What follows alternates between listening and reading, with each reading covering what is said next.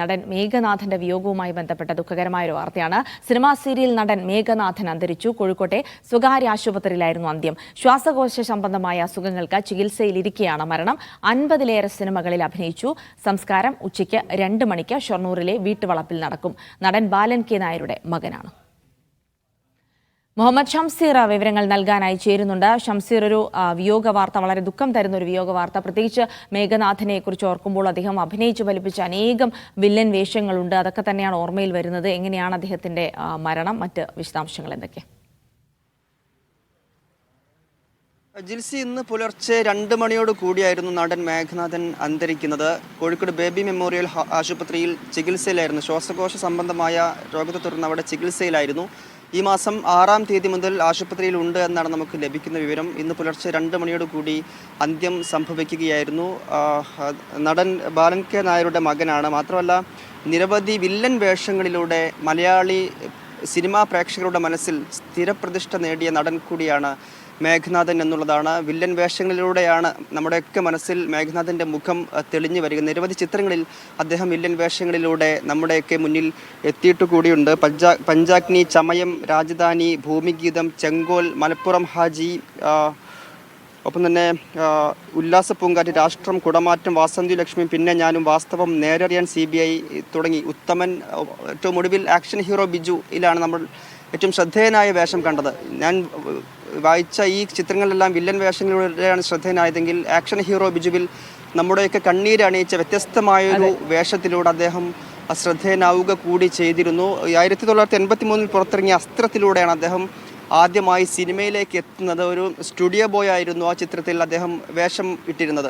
അതിനിടയിൽ 50ഓളം ചിത്രങ്ങളാണ് ഇതുവരെ അദ്ദേഹം ചെയ്തിട്ടുള്ളത്. അതിനിടയിൽ തന്നെ നിരവധി തവണ ഇടവേളകൾ കൂടി സിനിമാ ജീവിതത്തിൽ അദ്ദേഹത്തിന് ഉണ്ടായിട്ടുണ്ട്. നമ്മൾ വലിയ വില്ലൻ വേഷത്തിലും ഒരു വില്ലൻ്റെ രൂപത്തിലൊക്കെയാണ് അദ്ദേഹത്തെ കാണുന്നതെങ്കിൽ കൂടി ജീവിതത്തിൽ വളരെ ലളിതമായി ജീവിച്ചു പോന്നിരുന്ന വ്യക്തി കൂടിയായിരുന്നു അദ്ദേഹം ഒരു കർഷകനായിരുന്നു എന്നുള്ളത് പലർക്കും അറിയാത്ത ഒരു കാര്യം കൂടിയാണ്. അദ്ദേഹം ഒരു ഇൻ്റർവ്യൂവിൽ പറയുന്നുണ്ട്, താൻ ആദ്യമായി സമ്പാദിച്ച പണം കൊണ്ട് വാങ്ങിയ വാഹനം അത് ട്രാക്ടറാണ്.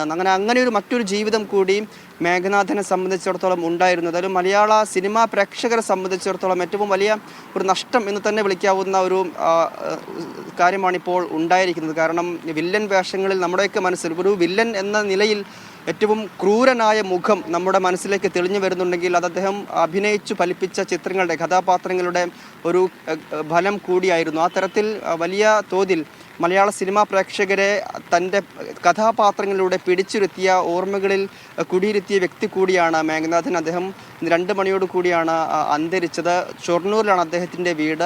അങ്ങോട്ടേക്ക് മൃതദേഹം കൊണ്ടുപോയിട്ടുണ്ട്. 2 മണിയോട് കൂടി. അതായത് ഷംസീർ, അദ്ദേഹം പാലക്കാട്, അദ്ദേഹം ഷൊർണൂറാണ് അദ്ദേഹം കുടുംബവും ഒക്കെ സെറ്റിൽ ചെയ്തിരിക്കുന്നതെന്ന് അറിയാം. അപ്പോൾ എങ്ങനെയാണ് ചികിത്സ? കോഴിക്കോടായിരുന്നു.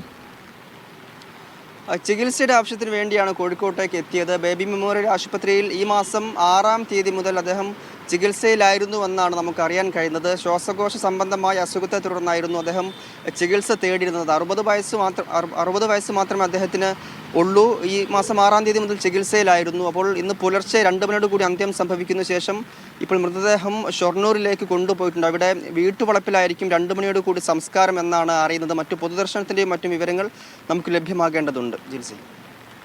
ശരി ഷംസീർ, എന്തായാലും വളരെ ദുഃഖകരമായ ഒരു വിയോഗ വാർത്തയിലേക്കാണ് നമ്മൾ രാവിലെ പോയത്. നടൻ മേഘനാഥൻ, അദ്ദേഹം സിനിമാ പ്രേമികൾക്കിടയിൽ വളരെ പ്രിയങ്കരനായിരുന്നു. ഒരുപാട് വില്ലൻ വേഷങ്ങൾ ഇപ്പോൾ പറഞ്ഞുകൊണ്ടിരുന്നപ്പോൾ ഷംസീർ പറഞ്ഞപ്പോഴാണ് കൂടുതൽ അദ്ദേഹത്തെ പറ്റി അറിയാൻ. അദ്ദേഹം ഒരു കർഷകനായിരുന്നു തുടങ്ങിയ കാര്യങ്ങളൊക്കെ ഇപ്പോഴാണ് അറിയുന്നത്. എന്തായാലും അദ്ദേഹത്തെ പറ്റി ആലോചിക്കുമ്പോൾ നമുക്ക് ഒരുപാട് സിനിമകളൊക്കെ ഓർമ്മ വരുന്നുണ്ട്. പ്രത്യേകിച്ച് ഒരുപാട് വില്ലൻ വേഷങ്ങളെ അദ്ദേഹം ശ്രദ്ധേയമാക്കിയിട്ടുണ്ട്.